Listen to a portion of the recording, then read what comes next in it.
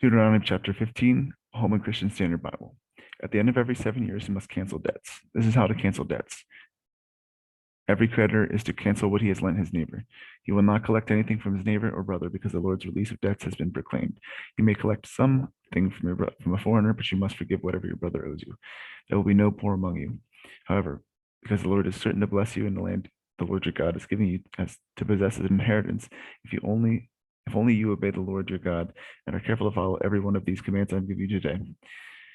When the Lord your God blesses you as he has promised you, you will lend to many nations, but not borrow. You will rule over many nations, but they will not rule over you.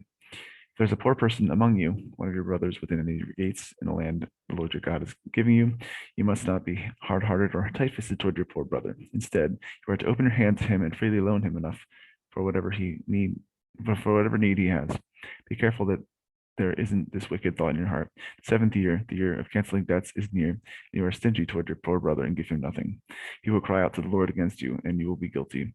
Give it to him, and don't have a stingy heart when you give, because of this, the Lord your God will bless you in all your work and everything you do. For there will never cease to be poor people in the land. That's why I'm commanding you. You must willingly open your hand to the afflicted and the poor brother in your land. If your fellow Hebrew, a man or woman, is sold to you and serves you 6 years, you must set him free in the seventh year. When you set him free, do not send him away empty-handed. Give generously to him from your flock, your threshing floor, and your winepress. You are to give him whatever the Lord your God has blessed you with. Remember that you were a slave in the land of Egypt, and the Lord your God redeemed you. That's why I'm giving you this command today. But if your slave says to you, I don't want to leave you because he loves you and your family and is well off with you, take an awl and pierce through his ear into the door, and he will become your slave for life. Also, treat your female slave the same way. Do not regard it as a hardship when you set him free, because he's worked for you 6 years, working twice the wages, worth twice the wages of a hired hand. The Lord your God will bless you in everything you do. You must consecrate the Lord your God. You must consecrate to the Lord your God every firstborn male produced by your herd and flock.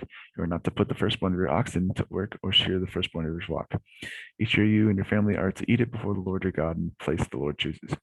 But if there is a defect in the animal, if it is lame or blind or has any serious defect, you must not sacrifice it to the Lord your God. Eat it within your gates. Both the unclean person and the clean may eat it as though it were a gazelle or deer, but you must not eat its blood poured out on the ground like water.